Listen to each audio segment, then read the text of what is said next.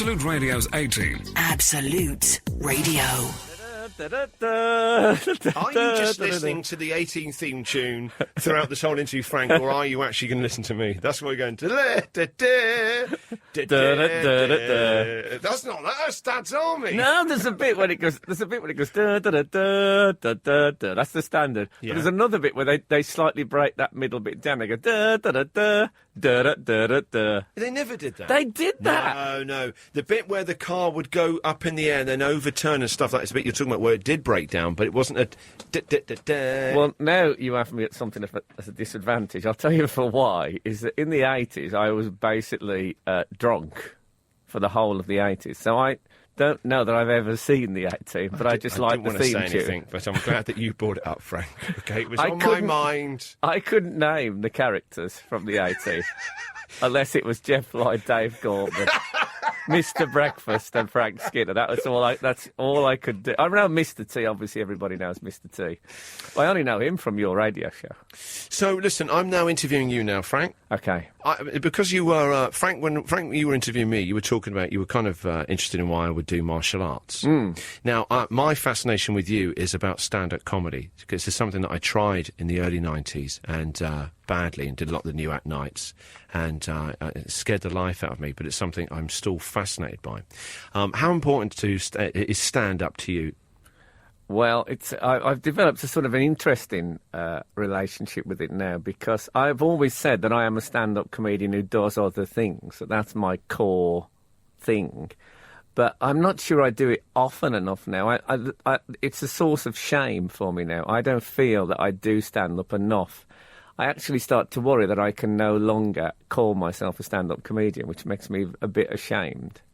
So, funnily enough, I am going to start writing stand-up. I'm doing some stuff in Edinburgh, and then I'm going to start writing a new tour. Because if I'm not doing it, I feel slightly empty. Do you really? Honestly. Yeah.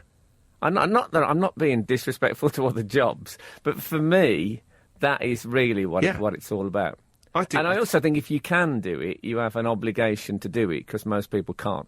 I was, as a kid, a big fan of, like, Billy Connolly, and then over the years you sort of see different comedians, and I remember seeing you for the first time when you toured the Perrier show that you won. Yeah. Was that early 90s, 91, 92? Yeah. I think you came to my university with that. Al Murray was supporting you, who then wasn't the pub landlord, just did weird... He did sound effects. People think I'm making that. He did sound effects of aeroplanes. Mainly and guns. Yeah, that was his thing. Yeah. This is how long it was ago. And seeing you instilled in my mind, crystallised that I should give it a go. Because you had so much energy in what you did, and you were so naturally funny. A lot of the comedians I Not in a, well, if he can do it, I can do it kind of a way. You're taking it that way, Frank.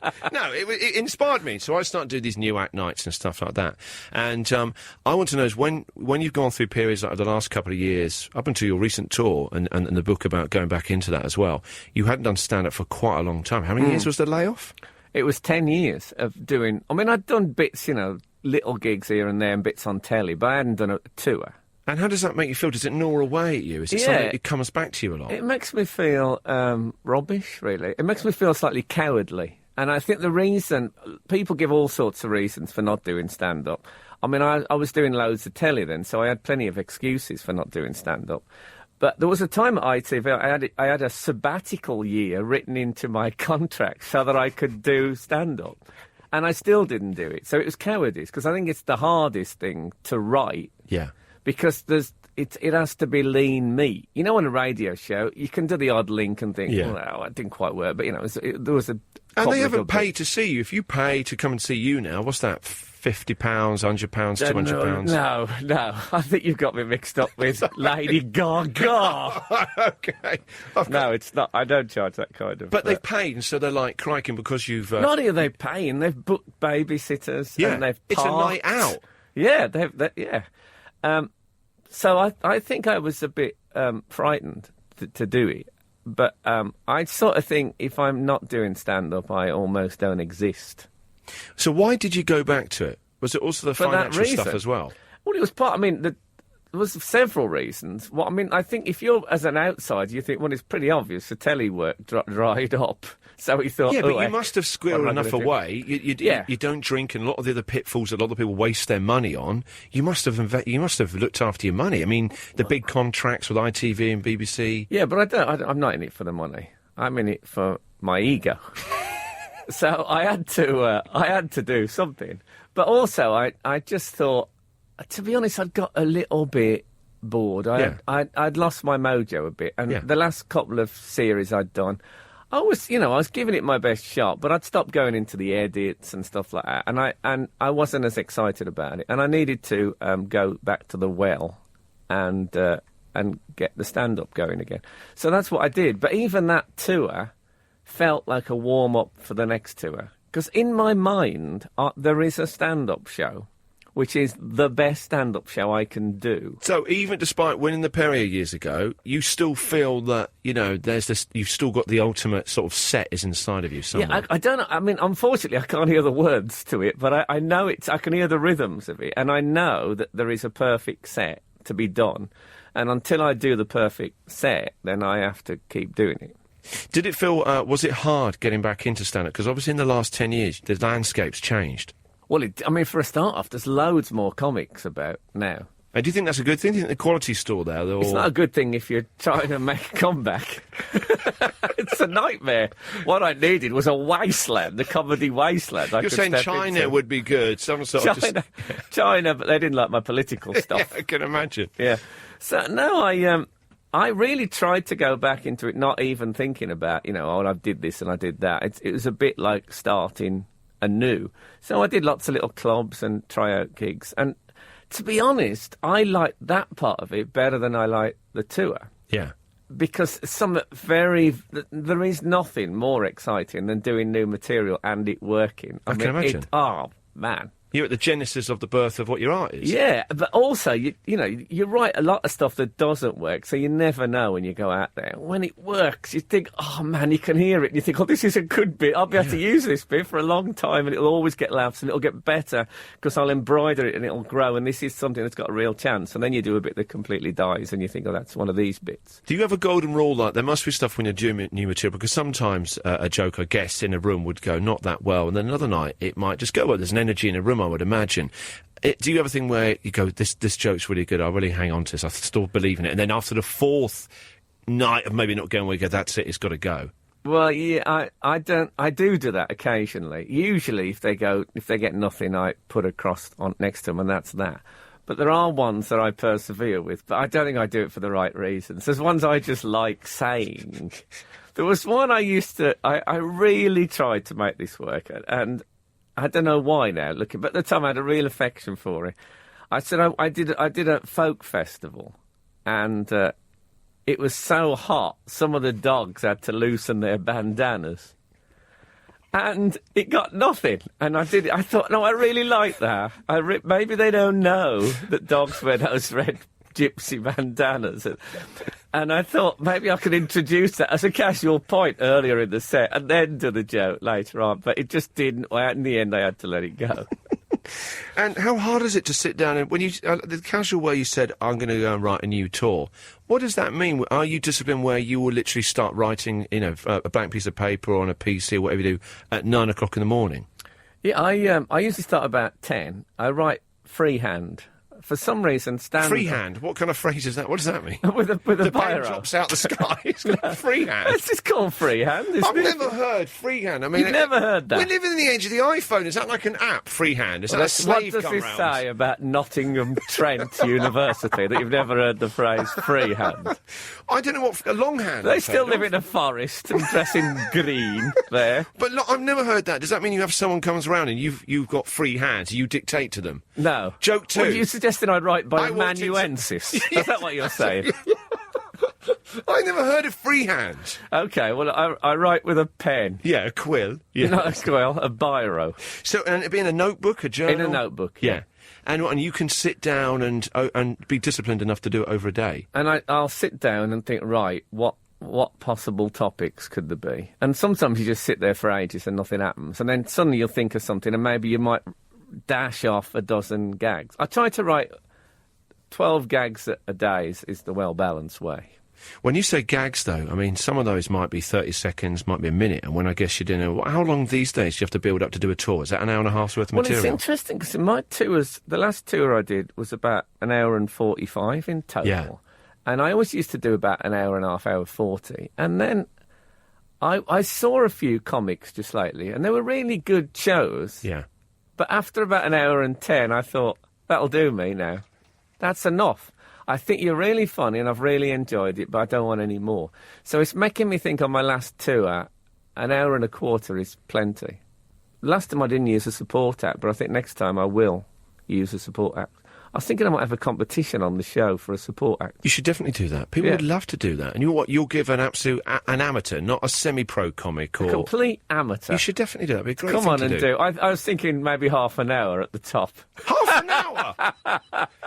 You just want someone on that so you can come on and go, thanks, mate. Anyway, white dog poo. You're into it. Absolute Radio's 18. Christian O'Connell interviews Frank Skinner. Absolute Radio. So, you're obviously very keen on stand-up. Why haven't you done it again? I think what happened is I got up to a competition at the Edinburgh Festival. It was like a semi-final for one of these Search for a Start. It was called So You Think You're Funny. And it was run by Channel 4. And I was very, very, very nervous. I used to get terrible stage fright before doing it. I had, like, words written down on my hand for these non-existent jokes. And I was outside this venue, the Gilded Balloon. Oh, yeah. It's since burnt down. Actually. Has it? Yeah. Well, they had like... That wasn't you, was it? Wasn't me. They had like a small back bit of it, and that's where this heat was. Yeah, I remember that. And I was outside, I smoked at the time, I was like 21, 22, and I say the audience, but about 20 people were shuffling in to watch me, and you were one of them. Was I? Why would a big comedian, lauding it up, you'd come to see that heat? For some reason, I don't know why, Frank. Well, I imagine you walked in with Stuart Lee. Oh, really? Yeah. And I had a lot of stage When was fright. this? This was like early 90s, 92, 93. And two really fantastic comedians sat in amongst about 20 people in a very small venue. So when I walked out to do my set, I was really nervous. And then the only thing I could see was you and Stuart Lee. Oh, no. Yeah. And Stuart only ever laughs at avant-garde theatre, so you're not going to get anything out of him. No. I've seen you do stand-up. This gets worse, Frank. I was crestfalling at this experience, and I didn't know what to do. I had no money. I slept in a shop doorway, crying, drunk, until the first train back to London. See, you'd have been a great stand-up. No, just a very bitter one. Crying and drunk. I mean, I went back home to Mum and Dad were like, hey, keep at it, you know what they're like, you know. And I was like, no, I don't think it's meant to be. And I thought, I'll tell you what, I'll write to Frank Skinner. He was there, and and I like this guy. I wrote to you, but in green ink. I now know green ink is the ink off the Nutter. Of course. You know, some guy didn't make it, slept in a shop doorway. I asked you for some stand-up tips. Oh. And your silence said enough. That was my last experience at stand-up. I am sorry about that. So, but it keeps coming back to me. I've played with the thought of, like, hiring a very small venue at Edinburgh and, like, for next year and seeing, could I get together... 2011? Yeah. And seeing... it! Whenever I meet you, I don't know if you're aware of this, you often bring up stand-up or some stand-up that you've seen recently. Yeah, because you're a stand-up comedian. No, but because you're obviously a stand-up fan. I'd go, I saw a boat. Would you? Well, no, because I'm a moron. No, I think you're clearly slightly obsessed with stand-up comedy. No, yeah, watching it, it's nagging. That failure is nagging at you. You've got to lay it to rest. Well, no, because maybe it was laid to rest then. You should go back to it. I'm no, lucky. but you obviously still feel you can do it. No, you do. Go on, do it. Book a room. Yeah, you're just saying. Now, this promise me on air. Promise me on air that you will. By the spirit of Bruce Lee, who I presume you worship at the altar of. Bruce Lee or Bruce Lee? Now I'm confused. Bruce Lee. Oh, right. Okay. Bruce Lee. You know. Yeah, but, I mean, I have gone as far as, to starting to write what this might be. Yeah, but Frank, I've got 3 bits that are no more than about 4 minutes. Yeah, but great oak trees from little acorns grow. God, I've used that line a few times. They've never believed me. And they were right. Now, come on, Mr. Breakfast. Is that going to be the name of the show? Yeah, why not? Come on, do it. All right. Promise me you'll book a room at the 2011 Edinburgh Festival and do stand-up comedy. Yeah, I will promise. Result! Go on! Oh, Mr. Stand-up. What happened to Mr. Breakfast? I'm Mr. Breakfast. Where's the reply to my letter? I'm sorry, I'll send it to you sometime in the future when you've become Mr. Brunch. Okay, thank you. Absolute Radio's 18. Absolute Radio. And so, tell me about going and doing radio. Is that something you enjoy? Do you enjoy doing this? Well, of course, it's very difficult to talk about radio because, as you once pointed out to me, I had written in a book that if ever you hear me say I'm passionate about radio, it means my career is in ruins. But do you enjoy it? Oh, man, I seriously, I absolutely love it. Oh, that's really good to hear. What do you like about it? I like about it's. I've always thought that I've done funny live shows and I've done funny TV shows, though I say it as shouldn't. Ones where I've walked away and thought, "Now I'm really pleased with that. That was top end." But I've never. I still think the funniest I ever am is when I'm just sitting with some people in a room and start to get on a roll, and just start to riff on it, and.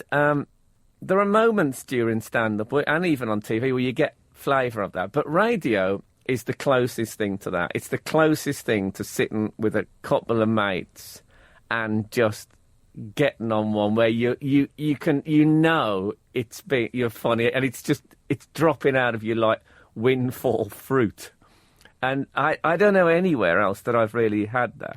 And I realised that about 2 or 3 shows in. And then I started to love... honestly, to the point, even though, as you know, one has to get up a bit early to do a breakfast show. I get up a bit later than you, but early for me. Yeah. 6 o'clock in the morning or whatever. And when I get here, when I come up the stairs to the studio, there is a genuine spring in my step. I can't wait to get the headphones on. Man, it sounds like a crappy... company man thing to say, but I totally love it. And so I'm pleased to hear that you like radio, though, because I often wonder, because, you get a lot of people who have done a lot of TV work, and you're back on TV now, and Opinionated was a really good show. It felt like a radio show on TV, in all that, not in any way that you hadn't really thought of format, just that it was just you being shaved. No, you hadn't shaved. You had no pants on. But no, it felt that it was you doing what you do better, which is sitting around chatting, with the audience and with the guests, and that's what you do on the radio show. So yes. Did you want it to feel like that? Was that intentional? Well, it wasn't really intentional, but someone who works for Absolute Radio said, I thought it rather waspishly to me. Well, it's just like a radio show on telly, isn't it? And I hadn't really thought about that. And then I thought, well, maybe it is. I think that the radio show has had an influence on my comedy in general. Has it? In what way? I think it's made me... I always thought I was quite me... on stage. Yeah. Some people are not at all them on stage. No. But I always thought that the gap between me off and me on was quite small. But on radio, it's almost not there. So I think that it's made me more me in the So has that affected when you're writing material and stuff like that? Do you find shed stuff that you might have done 10 years ago, but you're kind of like, I'm not sure I want that kind of stuff? I think that changes anyway. I mean, partly because comedy is... when I came back to do stand-up, I did some jokes which I thought... people thought, oh, no, people don't do jokes about that anymore. That must have been hard. Yeah, well, it's, Did they hand you notes? It's all part of the learning process. No, they just handed me silence. Indifference and disdain. And some tottings. And so is it something you'd imagine doing radio now for quite a long time? I imagine doing it forever, to be honest, because I went to the World Cup, as you may recall. I used to phone you on a regular basis. You and Dave were the soundtrack to it, which was great fun. I really enjoyed the chats. I felt sorry for you because obviously you were knackered after get up early in the morning and recording the podcast sometimes at midnight. I'll tell you what was great, though, is that because I spoke to you on the phone so much after that period, and now doing this face-to-face. You know when people meet women on the internet? that they arrange a meeting. Here's the thing. I'm also interested in how important spirituality is to you as well. That's something that's still a big part of your life. Yes, it's a massive part of my life, and I sort of it changes all the time, like everything else. I am very windswept my opinions and views on everything sort of swirl around. And although I've got that basic belief in God, then in the Catholic sense, in terms of you'll go in to the church Catholic every sense, Sunday. but I do that. But that kind of switches around. I used to think you had to be Catholic to get to heaven. Yeah. And now my view of what heaven is has probably changed. How's heaven changed then? How would heaven in your mind been 10, 15 years ago? I'm curious by when you said that you think I think it's been changed by my time at Absolute Radio. I now see myself in headphones for eternity. Did you used to go to church every Sunday? Would you go at the weekends? And like when you were out in South Africa and that, would you have found a local church and try and keep up with it there? I went to several different churches in South Africa, yeah. And that's one of the brilliant things about it, because it's a bit like having a flat in every country, because it's so familiar to me. It's when you get home, like I've just been away for a bit. And you know that thing that people always say, it's lovely to travel and see wondrous things, but there's nothing quite like your own toilet. Yeah. Well, listen, we've got... I generally found it fascinating talking to you, Frank, and we've got to wrap it up now. I'd like to ask you one last final question. I'll be out of doing what? Radio now for 18 months. I think you did bits and bobs beforehand. I seem to remember hearing you cover for Danny Baker years ago. I did cover for Danny Baker. Radio, when it was like Morning Edition, and Radio 5 played music, I think. Yeah, Is that right? It was quite a while ago. Yeah. It was in his glory days. Yeah. And what's the big thing you've learned about doing radio? Say Absolute Radio, where it's a regular gig for you now. When you have a phone in, try not to use, as I did about week 3, the topic was, why is life such a grotesque pantomime? And that's at like 8:10 on a Saturday morning. Yeah. Actually, it was a texting. I bet even worse. I didn't really do put that in a text. I don't think we got any replies at all. I thought it'd be different from name a song with a colour in the title, which is what I usually hear DJs doing. Well, listen, Frank, thank you very much for your time. It's always a joy to see you, Mr. Breakfast. Thank you very much, Mr. Saturday. Da, da, da, da. You're not going to do that weird bit in it that doesn't exist. Right, I'm going to find out that theme tune. It doesn't exist. Thanks for downloading part 4 of Absolute Radio's 18 podcast. Don't forget, you can download the whole series right now on iTunes. Absolute Radio.